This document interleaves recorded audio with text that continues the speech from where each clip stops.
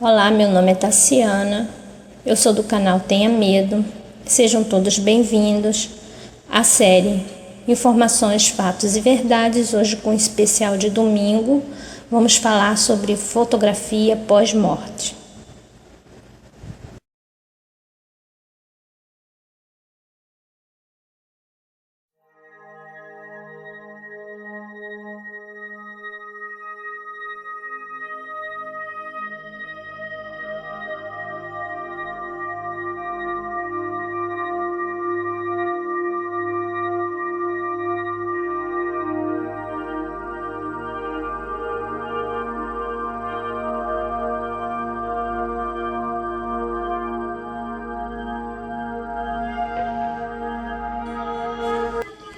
Tire uma foto, tire uma foto, tire outra foto, tire muitas fotos.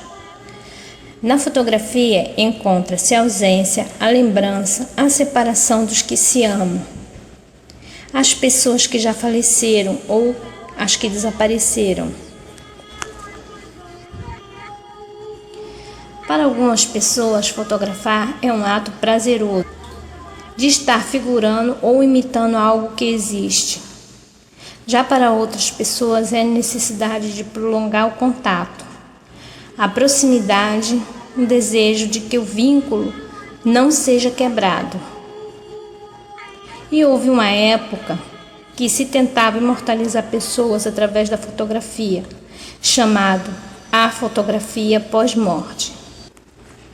Fotos pós-mortem são aquelas capturadas após a morte de alguém, geralmente de um ente querido, ou que nos parece bizarro, mórbido, às vezes até monstruoso, era algo comum para as famílias do século XIX.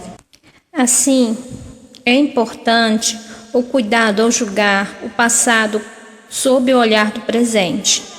Na era vitoriana, as fotografias pós-morte ficaram famosas após a própria realeza inglesa utilizar-se dela para os registros de parentes mortos. O primeiro registro fotográfico data da primeira metade do século XIX, em 1826. Como o serviço fotográfico era muito caro e o processo muito lento, já que as câmeras demoravam tempo para capturar a imagem e era considerado um luxo naquela época. Aparentemente, as fotografias pós-morte tiveram origem na Inglaterra, quando a rainha Vitória pediu para que fotografasse um cadáver de uma pessoa conhecida ou de um parente para que ela guardasse como recordação. A partir deste momento, o costume lentamente se espalhou por diversas partes do mundo, sendo que várias famílias passaram a fazer a mesma coisa, guardando para si uma recordação de um ente querido que havia partido. Até os dias de hoje, por mais estranho que pareça, em alguns lugares ainda se tem esse costume. Durante o século XIX, o ato de fotografar os falecidos era bem mais comum, parecendo-nos, nos dias de hoje, ser algo mórbido e sem sentido, mas naquele tempo se tornou um costume natural. Em 1839 surgiu uma técnica conhecida como daguerreotipo. É uma técnica mais rápida e mais barata, porém não barata o suficiente para que as pessoas pudessem tirar fotos de si mesmas,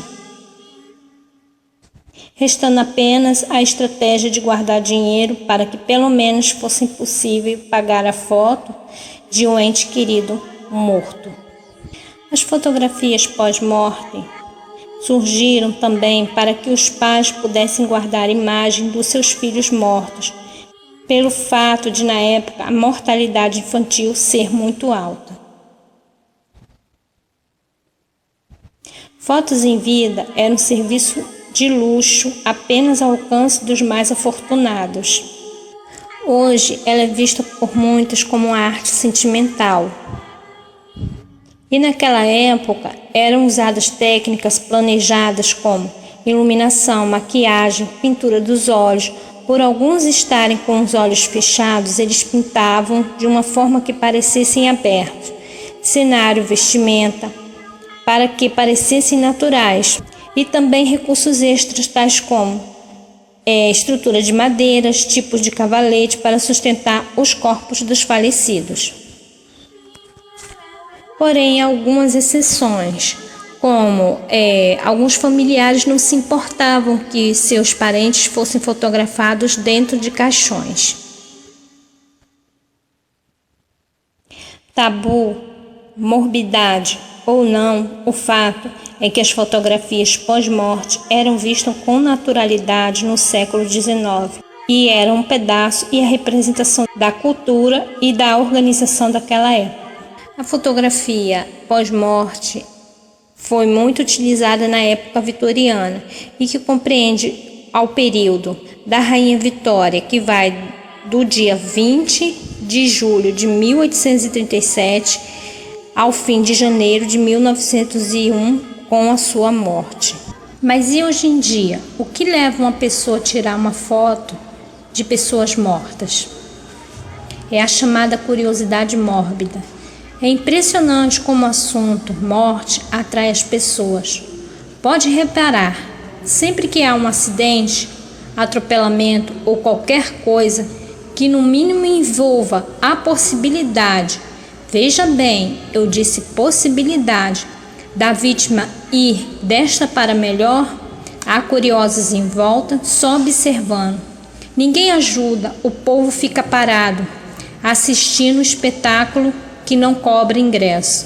Ou pior, tira foto e expõe na web, sem nenhum remorso ou respeito pela vítima ou pelos familiares da vítima. Não importa se está morto ou não, tendo um celular que fotografe ou melhor que filme, vamos postar nas redes sociais.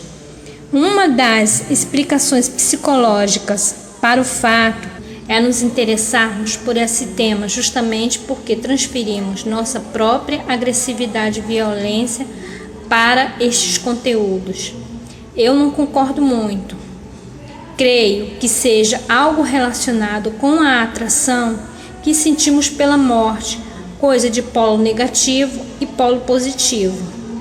O paradigma do desconhecido leva milhares de pessoas a dar o seu último adeus, como se isso fosse fazer alguma diferença ao ídolo, ou simplesmente entram em comunidade como a de profiles de gente morta, carinhosamente apelidada de PGM, que angariam quase 48 mil pessoas. Tanto é verdade que até um canal de televisão alemã especializado em assuntos fúnebres, patrocinado por empresas funerárias. O canal tem transmissão 24 horas. Duvidas? Procura na web. Fotos de famosos. Marilyn Monroe, Presidente Kennedy, Elvis Presley, entre outros. Quem não se lembra da foto do cantor Cristiano Araújo e sua noiva? Total falta de respeito pelos mortos e sua família. A ávida mídia descontrolada, a ganância, a falta de consciência viralizou na web o vídeo do rapaz morrendo ou a sua foto no necrotério.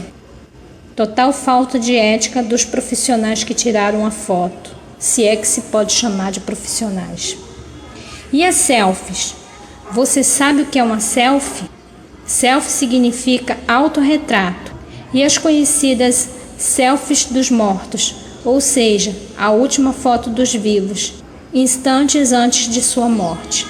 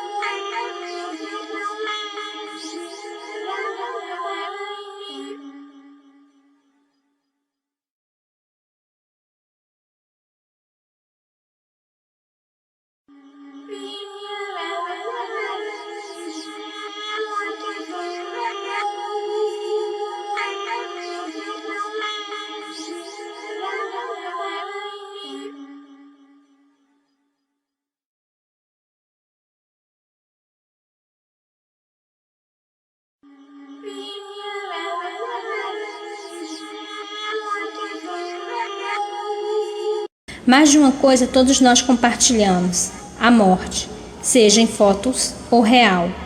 Eu que fiz esse vídeo e vocês que estão assistindo, um dia... E não se esqueça, I still did people. Não tenha medo. Muito obrigado por assistirem a esse vídeo. Eu agradeço a todos. Não se esqueçam de se inscrever no nosso canal, dar um like para fortalecer, compartilhem, comentem. Meu agradecimento a Rosalba Caetano, que me enviou fotos e também parte desse roteiro que eu falei aqui no vídeo. Muito obrigado, até a próxima. Tchau!